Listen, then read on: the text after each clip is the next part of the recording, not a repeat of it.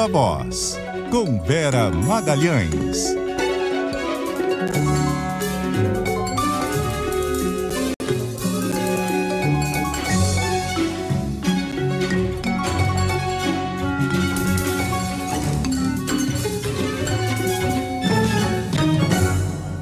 Vera?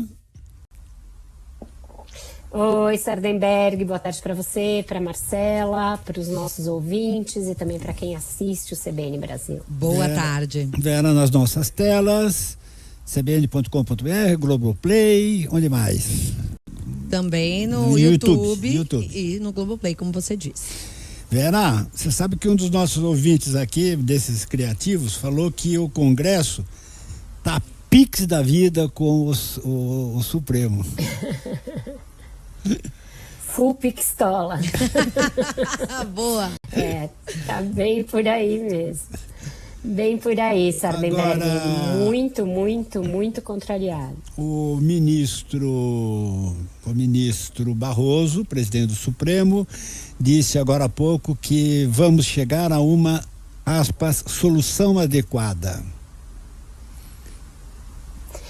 Eles vão fazer como fizeram no caso da desoneração. Então vamos atualizar o nosso ouvinte para o que aconteceu nas últimas horas. Desde ontem, quando a gente deu aqui em primeira mão no CBN Brasil, que o Congresso entraria com um recurso contra as medidas do ministro Flávio Dino. Como a gente também antecipou, o ministro Barroso disse que não teria sentido ele dar uma liminar cassando a liminar ou as liminares do ministro Dino, sendo que o julgamento já estava marcado para dali a algumas horas. E ele começou à meia-noite de hoje e já há uma maioria a favor da manutenção da decisão do ministro, que suspendeu várias modalidades de emendas PIX, emendas de comissões e também uma boa parte das emendas individuais e de bancada de caráter impositivo.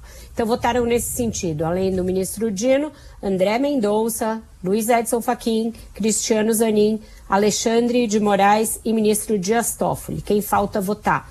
Ministro Barroso, presidente do Supremo, Gilmar Mendes, Carmen Lúcia, Luiz Fux e ministro Cássio Nunes Marques.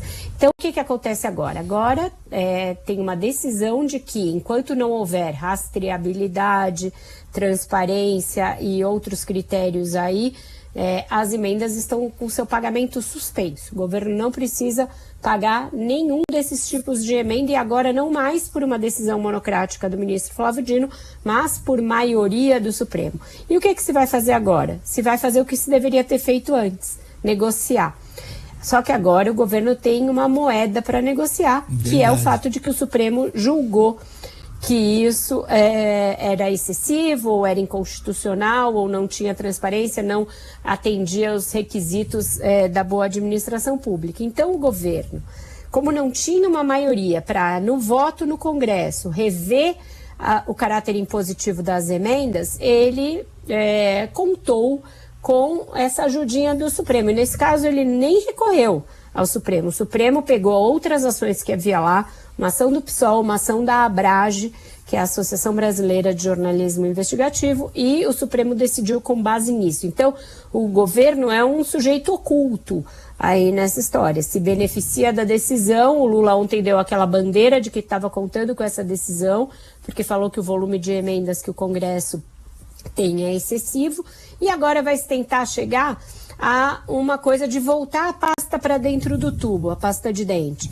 Então, voltar a um nível anterior ao das emendas impositivas, o volume de recursos total do orçamento gerido pelo Congresso. Para a gente ter uma ideia do que a gente está falando, antes de 2014, quando a gente começou a falar em impositividade, Sardenberg, o Congresso regia por meio de emendas cerca de 4% do volume total do orçamento da União. E hoje em dia as emendas já respondem por 20% do volume total de recursos do orçamento. Então, foi um avanço ao longo dos anos e por meio de várias medidas, várias PECs e algumas manobras, como a criação dessas outras modalidades mais opacas de emendas, foi um avanço do legislativo no sentido de um controle maior do orçamento. Isso tira do governo a possibilidade de fazer maiorias com mais facilidade, porque se você já tem as emendas impositivas, você não precisa votar com o governo para ser atendido, e tira do governo também a possibilidade de alocar os recursos para os seus próprios programas, como o PAC, Minha Casa Minha Vida e outros. Então, o que se está querendo é voltar a uma situação que não vai ser a de 4%, mas vai ser algum lugar no meio do caminho. E também tem 2 outros efeitos disso. Primeiro, você permite ao ministro Haddad fazer a meta fiscal com mais facilidade, porque ele consegue reter nas emendas o que o governo não quer cortar nos seus próprios gastos.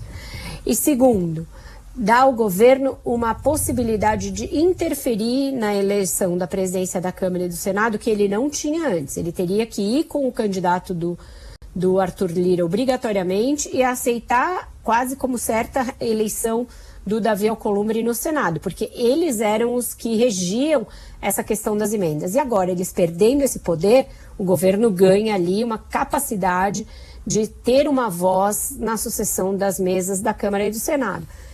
Tudo isso por obra e graça do Supremo Tribunal Federal neste caso. Começar pelo Flávio Dino, né? Aquela história da dobradinha, né? Porta giratória. Você sai do governo, entra no Supremo e faz ali uma tabelinha. A gente tem muitos aspectos, né? Essa, como não é uma questão simples, é uma questão que não permite uma leitura só de um lado ou só de outro. É óbvio que há um abuso nessa questão das emendas. É óbvio que nos últimos anos se criou uma situação anômala em que o executivo realmente só executa aquilo que o Congresso determina em termos de orçamento.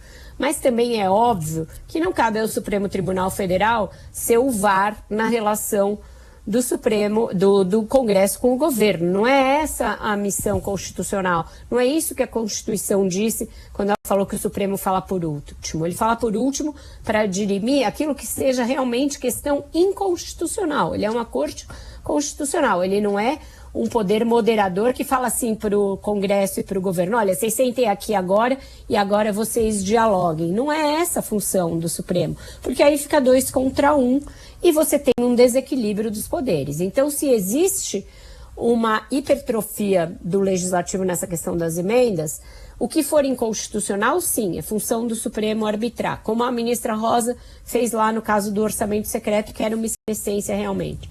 Agora, você querer modular todo o volume de emendas via Supremo me parece um pouco excessivo e parece que o Congresso tem sim alguma razão em reclamar que ficou aí vendido nessa triangulação, nessa tabelinha. Bom, e a história continua, porque aí agora, por vias tortas, veio uma negociação e também tem a outra negociação, né? Tem a da desoneração, né? Que também está meio não resolvida, né? Votou, né? Votou essa semana no Senado? Sim, votou no Senado, né? Mas não é do jeito que o governo gosta, né? Não é do jeito que o governo gosta e é assim, isso é do jogo. O governo não tem uma maioria tranquila no Congresso. Essa questão da desoneração, ele perdeu no voto inúmeras vezes. E aí contou com essa nova chance dada pelo Supremo, mas também tem de negociar.